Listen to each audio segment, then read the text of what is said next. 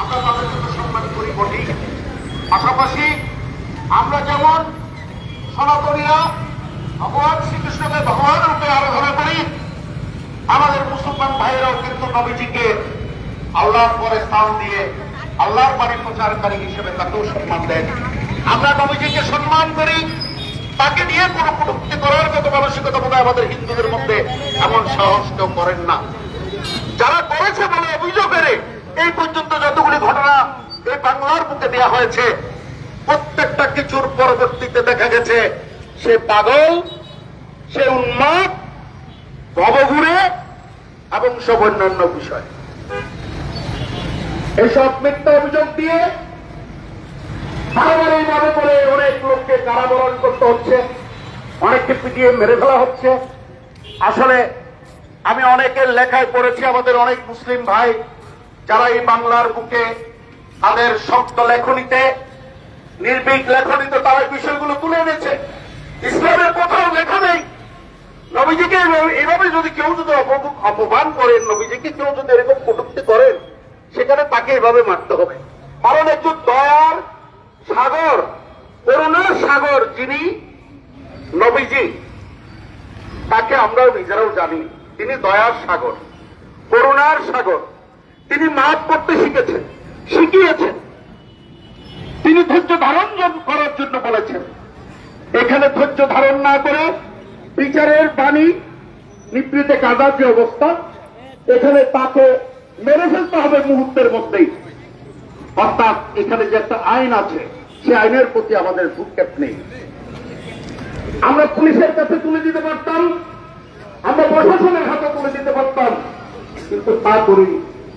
আমরা নিজেরা অবলীলায় তাকে মারছি তো মারছি, করছি তো করছি। আর 300 থেকে 400 মানুষ অ্যান্ড্রয়েড মোবাইল নিয়ে সেই বিভীষিকাময় মানবতা বিরোধী হত্যাযজ্ঞকে ভিডিও ধারণ করছে, লাইভ দিচ্ছে। আমি ঠিক জানাই সেখানকার প্রশাসনের সংশ্লিষ্ট কর্মকর্তা যারা নিরবরে সংস্থানের মধ্যে এই ঘটনাকে অবলম্বন করেছে। আমি কিছুই মনে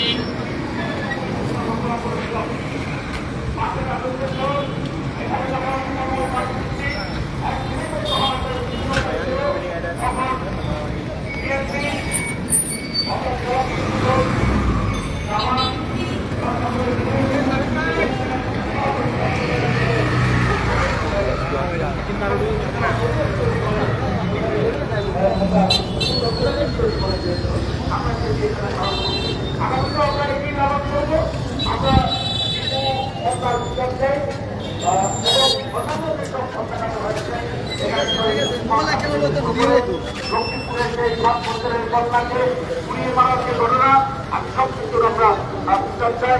এদেশে গত 1 বছরের 500 বেশি যে হত্যাকাণ্ড এবং বিভিন্ন দাঙ্গার সৃষ্টি হয়েছে, সেগুলির একটা বিচারের ব্যবস্থা এই সরকারের কাছে দাবি করে আমি আমার বক্তব্য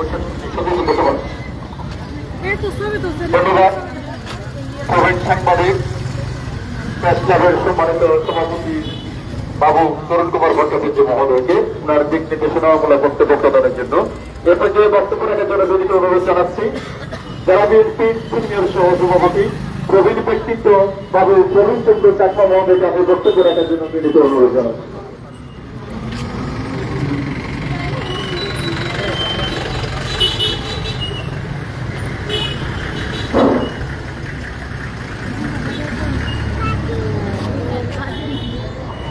উদ্যোগে আয়োজিত মানববন্ধন ও প্রতিবাদ সভা সনাতনী নেতৃবৃন্দের কর্তৃক আয়োজিত সভায় সম্মানিত সনাতন সমাজ কল্যাণের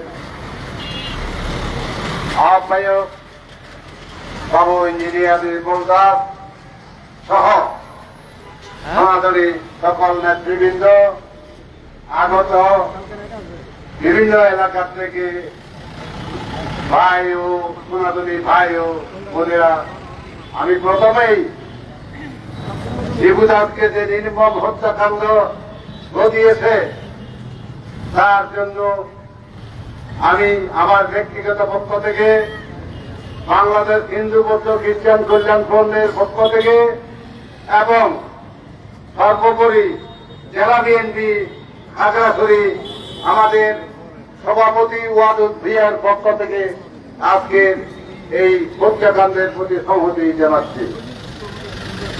বন্ধুরা আমার, আপনাদেরকে একটাই মনে রাখতে হবে, সবার উপরে দেশকে ধ্বংস করে দিয়ে বিগত আওয়ামী লীগ সরকার 16 বছরেই এই দেশের মানুষের চরিত্র হরণ করেছে এবং তারা আজকে নিজে ক্ষমতাচ্যুত হয়ে পলায়ন করে ভারতে আশ্রয় নিয়েছে। সেখান থেকে তারা এই বাংলাদেশের মানুষের জন্য কোন সুচিন্তা করার তাদের এখন আয়ত্তে নাই। তারা চাচ্ছে এই বাংলাদেশ যাতে একটা অরাজকতা সৃষ্টি হয়ে এই দেশটা অন্য রাষ্ট্রের হাতে চলে যায়। তাই এই লক্ষ্যে আজকে আপনারা দেখছেন এই বাংলাদেশকে ঠিক করার জন্য, একটি সুস্থ পরিবেশের জন্য নির্বাচনী ইশতেহার ঘোষণা করা হয়েছে। এই নির্বাচনী ইশতেহার ঘোষণার পরে বিভিন্ন এলাকায় আওয়ামী লীগের পেশাদারী হত্যাকারী ট্রেনিং দিয়ে 2000 মানুষকে সারা বাংলাদেশে লেগিয়ে দিয়েছে এইভাবে হত্যা করার জন্য। তো আজকে বিভিন্ন এলাকায় যেমন ঢাকায় হাতিকে হত্যা এবং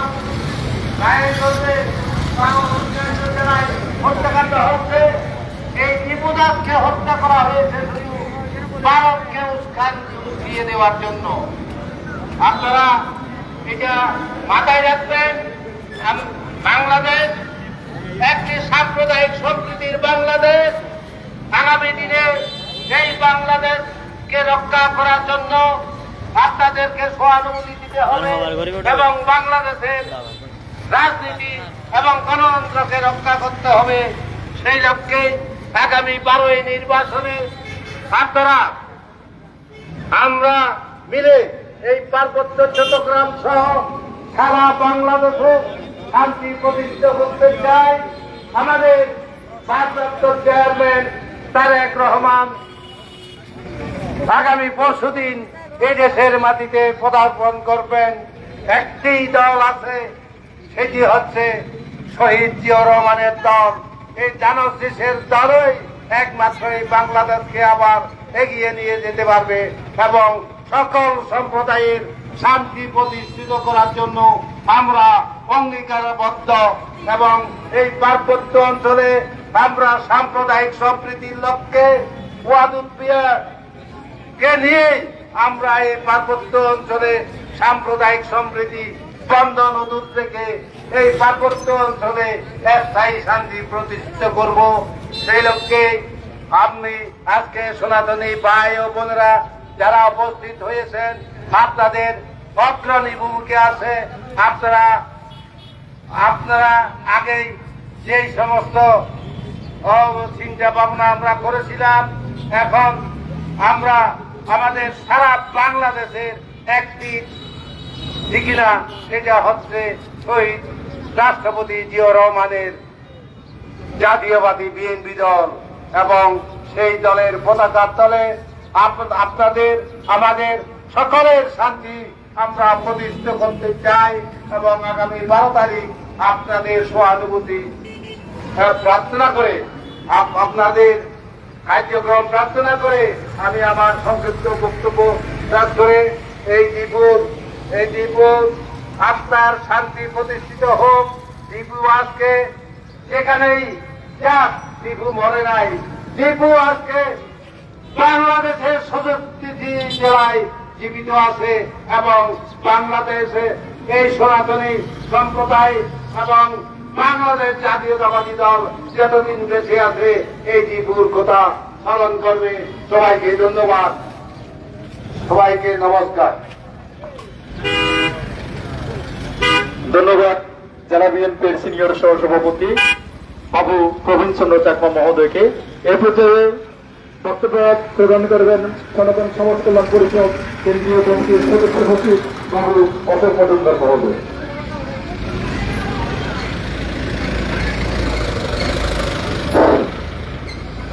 রামায় রামচন্দ্রায় রামভদ্রায় বেদসে রঘুনাথায় নাথায় সীতায়া পতে নমঃ।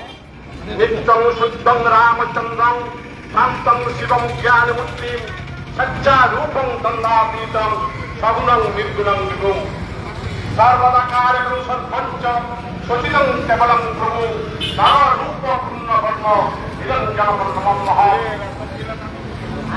সম্মানিত উপস্থিতি, আগে আমাদের প্রতিবাদে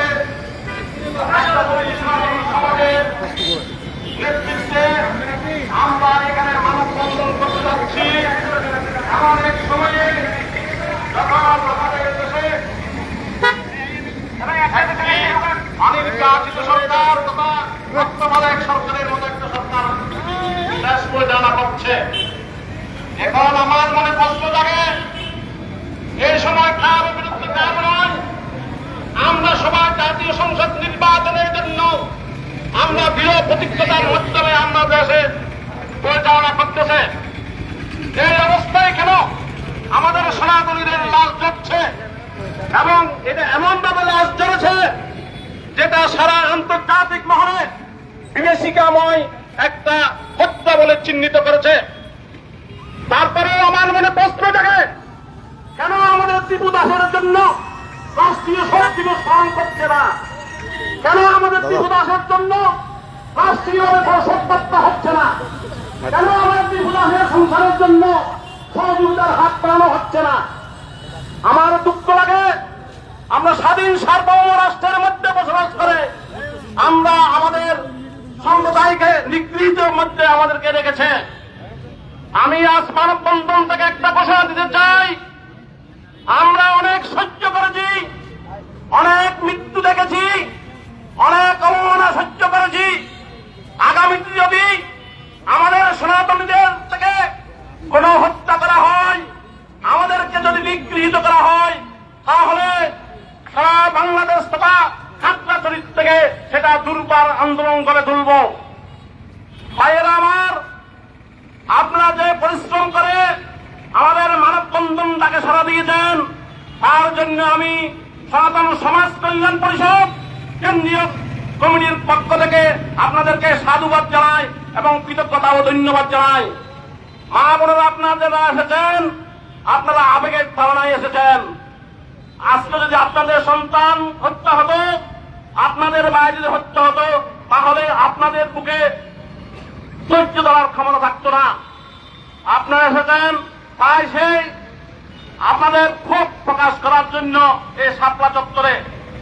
আমাদের এই ক্ষোভকে প্রশাসনের দৃষ্টিগোচর নিতে হবে, তা হয় এই ক্ষোভ একদিন জলামুখী উদিত হবে।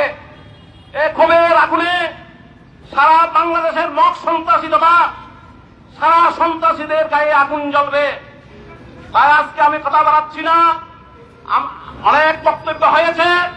আপনারা সবাই সজাগ দৃষ্টিতে রাখবেন, সবাই সবার নিরাপত্তা নিশ্চিত করবেন, সবাই একে অপরের সাথে সৌহার্দ্যপূর্ণ মনোভাব রাখবেন, সবার সাথে যোগাযোগ রেখে আমরা নিজেরা নিরাপত্তা বলয় সৃষ্টি করব এবং আমরা খাগড়াছড়িবাসী সবাই একে অপরকে নিরাপত্তা নিশ্চিত করব।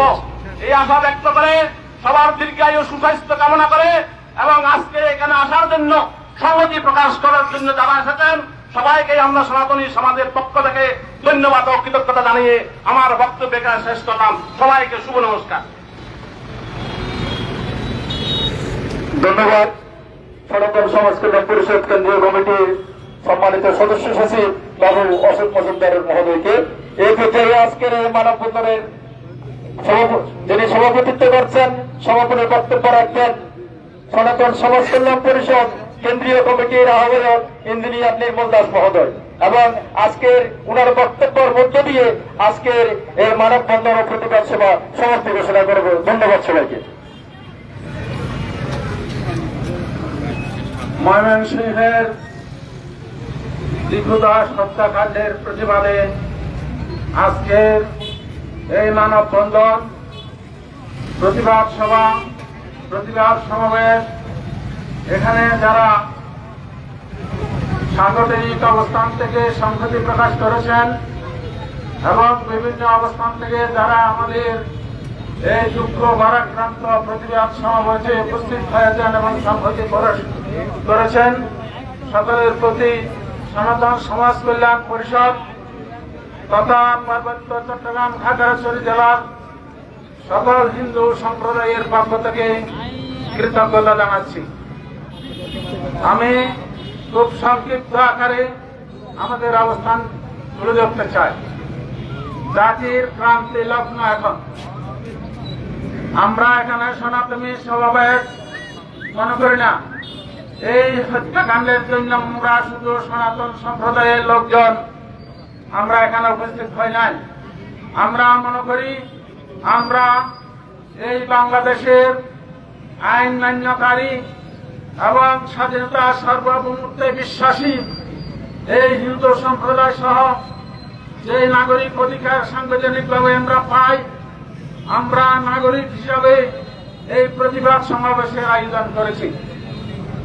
আমরা আপনাদের যারা উপস্থিত হয়েছেন, রাষ্ট্র পরিচালনায় একটি অরাজনৈতিক সরকার রাষ্ট্র পরিচালনা করছে। কোন রাজনৈতিক দলকে আমরা দায়ী করতে পারছি না। এই রাজনৈতিক সরকার যাতে দীর্ঘস্থায়িত্ব না হয়, এদেশে একটি সুষ্ঠু শান্তিপূর্ণ উৎসবমুখর নির্বাচনের আয়োজন করা হয়েছে। এই নির্বাচনকে প্রতিহত করার জন্য, এই নির্বাচনকে ধ্বংস করার জন্য ৭১-এর পরাজিত শক্তি সহ যারা বাংলাদেশের স্বাধীনতা সার্বভৌমত্বে বিশ্বাস করেন না, বাংলাদেশের পতাকাকে বিশ্বাস করেন না, এমন একটি অপশক্তি আজ বাংলার মাটি, বাংলার চিত্র, বাংলার মানচিত্র খামচে ধরেছে। আমরা ৭১-এর শহীদ জনতা এবং ২৪ সালের জুলাই অভ্যুত্থানের শহীদদের প্রতি শ্রদ্ধা রেখে আমরা প্রতিশ্রুতি দিতে চাই এবং সংকল্প করতে চাই, আমরা শেষ নিঃশ্বাস ত্যাগ দেওয়া পর্যন্ত বাংলাদেশের সংখ্যালঘু সম্প্রদায়, এই মাটি, এই দেশ, এই সার্বভৌমত্ব এবং স্বাধীনতার জন্য আমরা জীবন দিয়ে যাব।